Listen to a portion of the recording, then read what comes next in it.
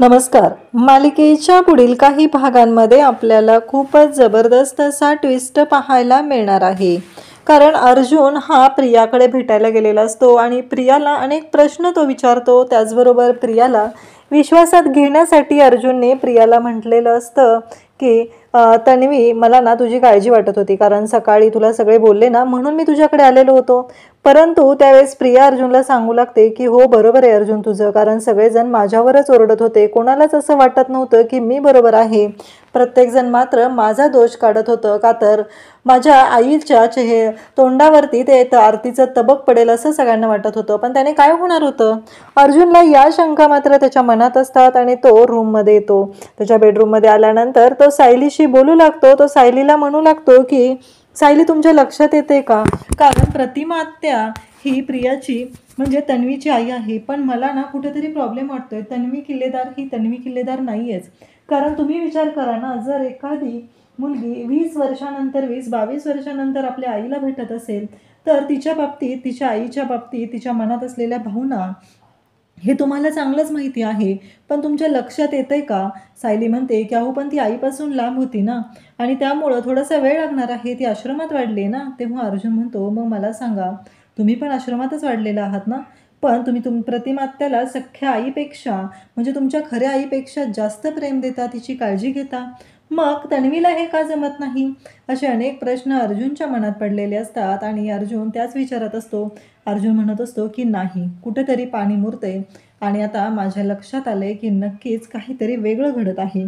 तर इकडे सायली पण प्रतिमाशी बोलत असते आणि मग सायली प्रतिमाला बोलून तिच्या रूममध्ये येते आणि त्यानंतर आपल्याला पाहायला मिळतं की प्रतिमाला दुपारी काहीतरी हवं असतं आणि मग ती सायलीकडे शोधत शोधत येते. सायलीची रूम वरती आहे हे प्रतिमाला माहिती असतं आणि मग सायली काही प्रतिमाला किचनमध्ये वगैरे कुठे दिसत नाही.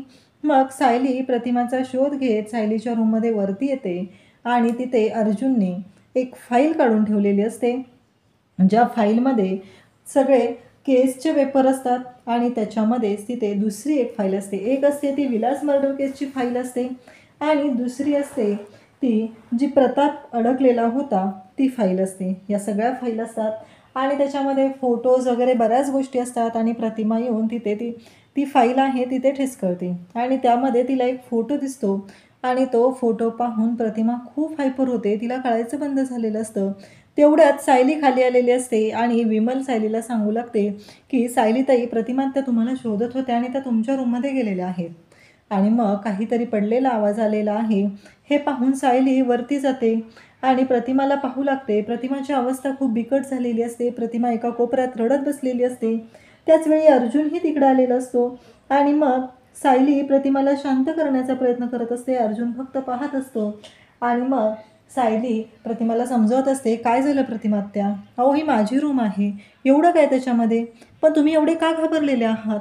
आणि तेवढ्यात अर्जुनला तिथे फोटो पडलेले दिसतात, ज्याच्यामध्ये साक्षीचा फोटो असतो, महिपतचा फोटो असतो, काही गुंडांचे फोटो असतात आणि त्या फोटोंच्या मध्ये महिपतचा फोटो असतो. त्या फोटोकडे बोट करून प्रतिमा सांगू लागते की ही व्यक्ती असं करत प्रतिमा सांगू लागते आणि ती खूप रडत असते. ती खूप घाबरलेली असते. 22 वर्षापूर्वीची गोष्ट प्रतिमाला आठवत असते. ती व्यक्ती जळक्या लाकडाने प्रतिमाच्या तोंडावरती मारत असते. प्रतिमाला वाटत असतं की ही व्यक्ती मला वाचवण्यासाठी आलेली आहे, परंतु महिपतने जळक्या लाकडाने तिच्या तोंडावरती वार केलेले असतात आणि प्रतिमाला सांगितलेलं असतं की तू मर, तू ढगात जा, तुलाच मारायसाठी हा सगळा प्लॅन केलेला होता. आणि सायलीच्या डोळ्यातून ढसाढसा पाणी येतं. प्रतिमा सांगत असते, ती प्रत्येक गोष्ट सायलीला समजत असते. सायलीने प्रतिमाला मिठीत घेतलेलं असतं आणि प्रतिमा मात्र रडत असते आणि प्रतिमा सांगत असते. तेव्हा अर्जुनला हे सगळं ऐकल्यानंतर थोडंफार कळत असतं, कारण प्रतिमाने तो फोटो हातात धरलेला असतो आणि ती सांगत असते की अर्जुनचा वाढदिवस होता, त्या वाढदिवसाच्या दिवशी आम्ही इथं आलेलो होतो आणि जाताना आमची तन्वी पण आमच्यासोबत होती, पण जाताना एक गोष्ट घडलेली आणि सायलीला पण त्या पुढच्या गोष्टी आठवत असतात. सायली पण खूपच रडवेली झालेली असते, भावूक झालेली असते, कारण तो ॲक्सिडेंट सायलीच्या डोळ्यासमोरून जात असतो. जणू काय सायली आणि प्रतिमा एकाच गाडीतून प्रवास करत होत्या. 22 वर्षापूर्वी घडलेली ती घटना होती. आणि मग आता प्रतिमा हेही सांगू लागते की सकाळी जे आपल्याला भेटले होते गणपती विसर्जनात, गणपतीसाठी जे आपल्याकडे आले होते, ते पण तिथे ॲक्सिडेंटच्या वेळेस होते आणि त्याच्याबद्दल पण आता प्रतिमा सायलीला सांगत असते. अर्जुन तिथे येतो, सायली आणि प्रतिमाला बोलत असतो आणि त्याचवेळी इकडे अर्जुनला कळतं नक्की प्रतिमाला काय म्हणायचं आहे ते. म्हणजेच प्रतिमाने एकाच वेळेस महिपत आणि नागराज यांच्याबद्दलचं सत्य सांगितलेलं असतं. परंतु सायली प्रतिमाला सांगत असते की अहो प्रतिमात्या, अहो ते तुमचे धीर आहेत, अहो सुमन काकूंचे मिस्टर म्हणजेच नागराज काका, रविराज काकांचे ते भाऊ आहेत. परंतु प्रतिमा सांगत असते की नाही, ॲक्सिडेंटच्या वेळेस ती व्यक्ती पण तिथं होती. हे सगळं प्रतिमा सांगत असते तेव्हा सायलीला धक्का बसतो. ती व्यक्ती वरून पाहत होती, गाडी दरीत पडलेली होती आणि त्या क्षणी तिकडून प्रतिमाच्या तोंडून शब्द बाहेर पडू लागतात. प्रतिमाची जवळजवळ वाचा परत आलेली असते आणि त्याचवेळी आपल्याला पाहायला मिळतं की रविराज पण तिथं आलेला असतो आणि प्रतिमा सांगत असते की हो, ह्या माणसांनी आपल्याला मारलेलं आहे, या माणसांनी आपल्या विरोधात कट रचलेला आहे. आणि आता हे सगळं ऐकल्यानंतर रविराजला खूप मोठा धक्का बसलेला असतो. म्हणजे 22 वर्षापूर्वी माझं कुटुंब उद्ध्वस्त करणारी व्यक्ती महिपत होती आणि आजही ती व्यक्ती माझ्या हात धुवून मागं लागलेली आहे. ही गोष्ट रविराजच्या लक्षात येते. रविराजलाही खूप मोठा धक्का बसलेला असतो. रविराजही हे सर्व ऐकल्यानंतर एकतर तो इतका तापलेला असतो आणि आता अर्जुनलाही तेवढाच राग आलेला असतो. म्हणजे इकडे सायलीच्या वडिलांना म्हणजे मधुभाऊंना जेलमध्ये पाठवणारा रविराज आहे, मधुभाऊंना जेलमध्ये पाठवणारा महिपत आहे. तर त्याचबरोबर इकडे माझ्या सिनियरचं कुटुंब, माझी लहानपणीची मैत्रीण तन्वी, या सगळ्यांचं आयुष्य उद्ध्वस्त करणारा सुद्धा महिपत आहे. परंतु या सगळ्यांबरोबर नागराजचं काय कनेक्शन आहे, ही गोष्ट मात्र आता रविराज आणि इकडे अर्जुनला खटकत असते. त्यांना दोघांनाही कळत नसतं की नागराजचं काय सांगते प्रतिमा. तेव्हा सायली सांगत असते की प्रतिमा त्या सांगतायत की नागराज काका पण त्यावेळेस तिथे होते. 22 वर्षापूर्वी जेव्हा अपघात झालेला होता तेव्हा नागराज काका पण तिथं होते. ही गोष्ट जेव्हा प्रतिमाने सांगितलेली आहे हे सायली सर्वांना सांगत असते. तेव्हा इकडे धक्का बसलेला असतो आणि मग नागराजच्या बाबतीतलं नंतर बघूया. आधी ह्या महिपतची वाट लावायची आहे, कारण महिपतने माझ्या प्रतिमावरती हल्ला केलेला आहे, तिला मारलेलं आहे. ही गोष्ट मात्र रविराजला सहन होत नाही.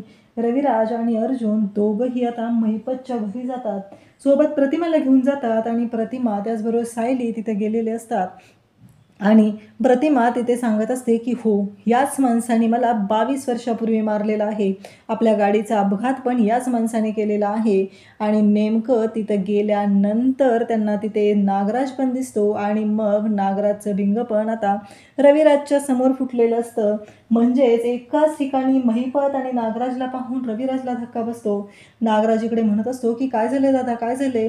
अरे माझं काम होतं ना म्हणून मी इथं आलेलो होतो, तुला माहिती आहे ना मी बिझनेस करतोय ते, आणि या माणसाने मला अडकवलेलं आहे. परंतु आता रविराज आणि अर्जुनने इकडे कुत्र्यासारखी धुलाई करायला सुरुवात केलेली आहे आणि ते दोघंजणही इकडे महिपतला एवढं मारत आहेत की महिपतला कळायचं बंद झालेलं आहे. जो महिपत लोकांच्या सुपाऱ्या घेऊन त्यांना मारत असतो आणि त्याच महिपतची आज इकडे अर्जुन आणि रविराजने वाट लावायला सुरुवात केलेली आहे. आणि आता महिपत म्हणतो की नाही, आता मी नागराज सेठला पण मध्ये आणणार आहे. मी एकटा मार खाणार नाही. मी एकट्याने का मार खायचा, हा प्रश्न इकडे महिपतलाही पडलेला आहे. आणि मग तिथे सर्वांच्या समोर महिपत सांगू लागतो की हे सगळं मला तुमच्या भावाने करायला लावलेलं होतं, हे सगळं प्रॉपर्टीसाठी करायला लावलेलं आहे.